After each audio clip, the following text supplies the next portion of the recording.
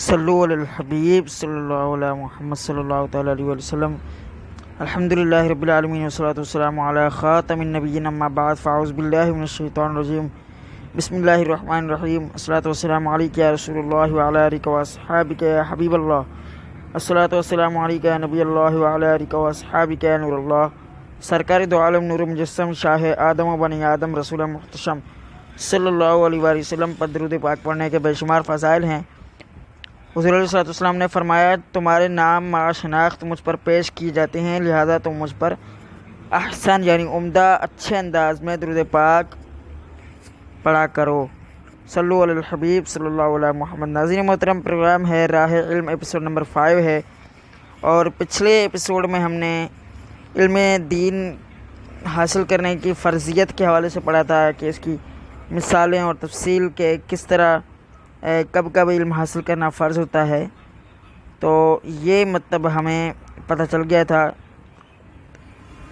اور کل جو ہم پڑھ رہے تھے ایپیسوڈ نمبر 4 میں کہ علم تقوی تک پہنچنے کا وسیلہ ہے، اور تقوی کی وجہ سے بندہ اللہ عز و جل کے حضور بزرگی اور تقوی کی سعادتوں کا مستحق ہو جاتا ہے۔ اس حقیقت کو کسی نے حضرت سیدنا امام محمد بن حسن کو مخاطب کر کے ان اشعار میں بیان کیا ہے۔ وہ اشعار یہ ہیں: تعلموا فإن العلم زینوا لأہلہ وفضل وعنوان لکل المحامد۔ اگلا شعر ہے: وکن مستفیدا کل یوم زیادتا من العلم والسبق۔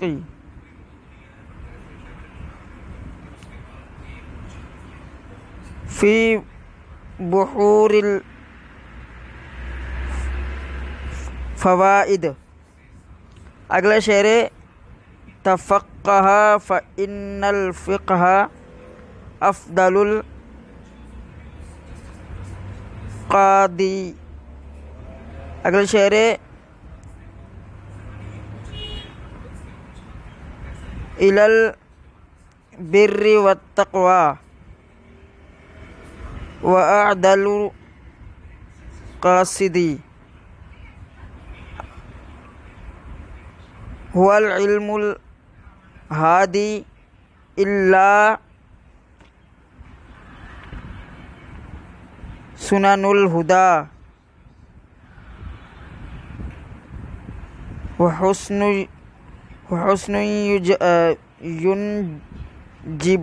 ینجی من جمیع الشداد۔ فإن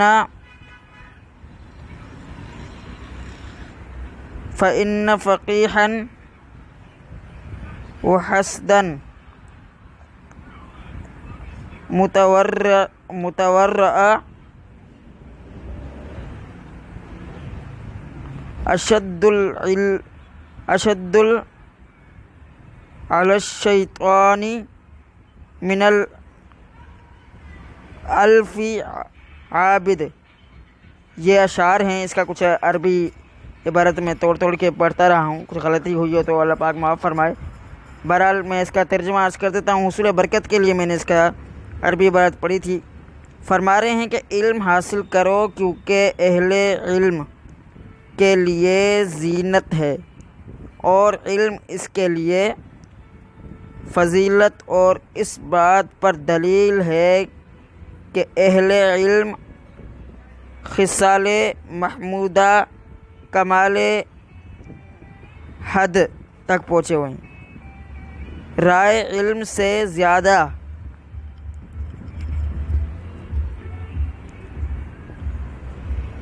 راہ علم سے زیادہ فوائد حاصل کرو اور فوائد کے سمندروں میں تیرتے رہو اور فقہ حاصل کرو، کیونکہ فقیہی نیکی اور تقوی کی راہ دکھانے والا سب سے زیادہ بہترین رہنما اور یہی رہنما ہے۔ یہی رہنما راستے کا ہے۔ اگلا شعر، یہی وہ علم ہے جو رشد و ہدایت کی راہ دکھاتا ہے، قلعہ ہے جو تمام مصائب سے نجات دلاتا ہے۔ بے شک پرہیزگار رفیق شیطان پر 1000 عابدوں سے زیادہ بھاری ہے۔ علم جس طرح تقویٰ تک پہنچنے کا ذریعہ ہے، اسی طرح مثلاً باقی اوصاف سخاوت، بخل، بزدلی، بہادری، تکبر، عاجزی، عفت، کنجوسی اور اسراف وغیرہ کی پہچان اور ان میں تمیز کرنے کا ذریعہ بھی علم ہی ہے۔ مذکورہ اخلاق سے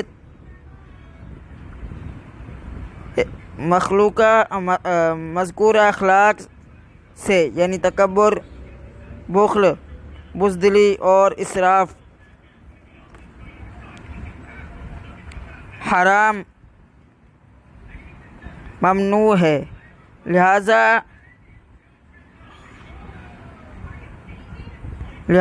ان اشیاء کے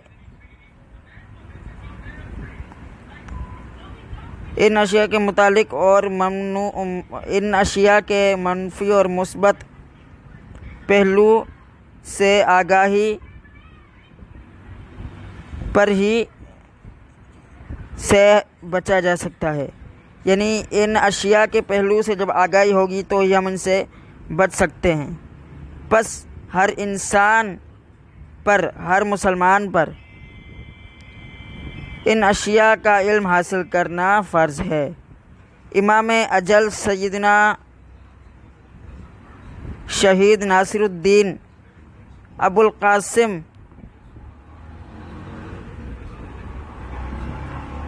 القاسم نے اخلاق کے موضوع پر ایک بہترین کتاب تصنیف فرمائی ہے۔ ہر مسلمان کے لیے اس کا مطالعہ کرنا لازم اور اس کے مضامین کو یاد رکھنا بہت ضروری ہے۔ وہ اشیاء جن سے کبھی کبھار واسطہ پڑتا ہے، ان کے متعلق آگاہی حاصل کرنا فرض کفایہ ہے۔ اگر ایک شہر کے بعض افراد نے ان سے متعلق علم حاصل کر لیا، باقی شہر والوں سے ساقط ہو جائے گا۔ یعنی اگر ایک شہر کے بعض افراد نے علم حاصل کر لیا، مثلا جیسے نماز جنازہ کا جیسے پتہ چل گیا کہ جنازہ ہونے والا ہے، تو اس میں شرکت کرنے کے حوالے سے یہی حکم ہے کہ اگر بعض لوگوں نے ادا کر لیا تو سب کی طرف سے ادا ہو جائے گا۔ اگر جتنوں کو پتہ چلا ان سب پر فرض کفایہ تھا۔ علم دین کا حاصل کرنا بھی یہی ہے۔ مثال کے طور پر علم حدیث ہے، تفسیر کا علم ہے، فقہ کا علم ہے، تاکہ لوگوں کو علم دین سکھا جا سکے۔ آگے اس کی تفصیل آ رہی ہے۔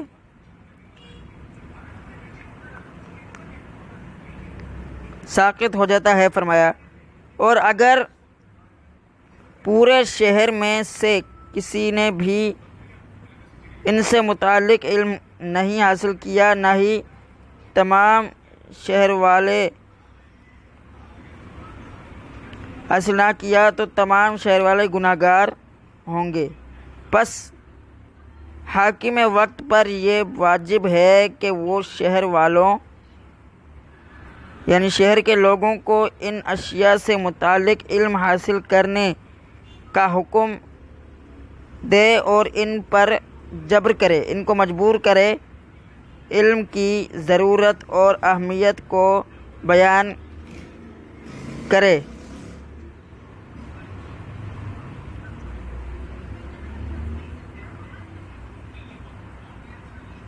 اسی لیے ایک مثال دی جاتی ہے کہ وہ علم جس سے ہر وقت واسطہ پڑتا ہے اس کی مثال غذا کی طرح ہے، لہٰذا جس طرح ایک انسان کے لیے غذا ضروری ہے اسی طرح علم کا حاصل کرنا بھی ضروری ہے، اور وہ علم جس سے کبھی کبھار واسطہ پڑتا ہے اس کی مثال فرماتے ہیں کہ اس کی مثال دوا کی سی ہے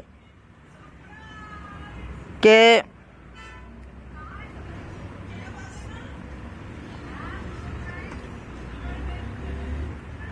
ان کی مثال فرماتے ہیں کہ دوا کی سی ہے کہ مرض میں صرف مرض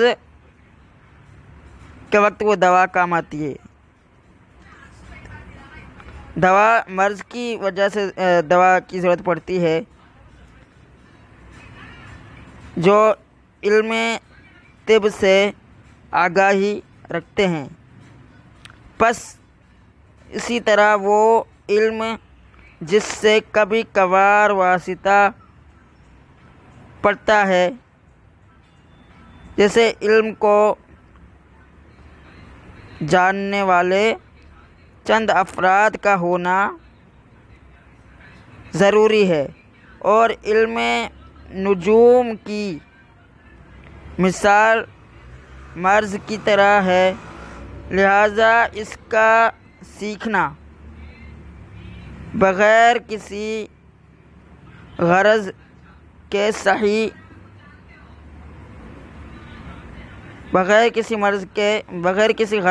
صحیح نہیں ہے نا کہ حرام ہے، کیونکہ اس کا سیکھنا کوئی نفع نقصان نہیں دے سکتا، اس لیے کہ اللہ عز و جل کی قضائے قدرت سے فرار کسی صورت نہیں۔ ہر مسلمان کے لیے ضروری ہے کہ وہ ہر وقت اللہ عز و جل کے حضور ذکر اور دعا، تلاوت قرآن اور صدقہ دینے میں لگا رہے، جو کہ دافع بلا ہے، اور اللہ عز و جل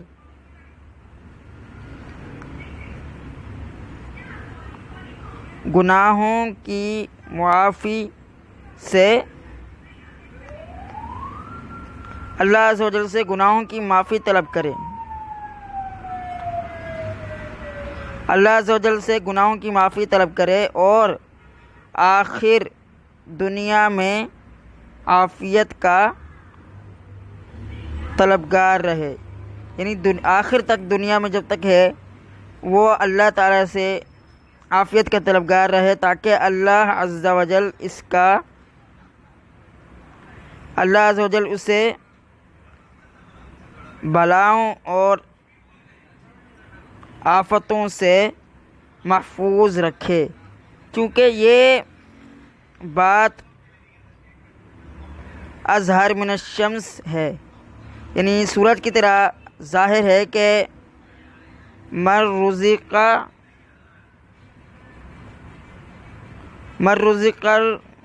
من رزق الدعاء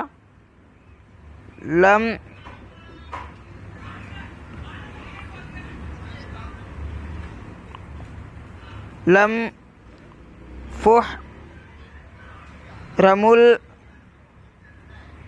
الاجابت، فرمایا جسے دعا کی توفیق دی جائے گی وہ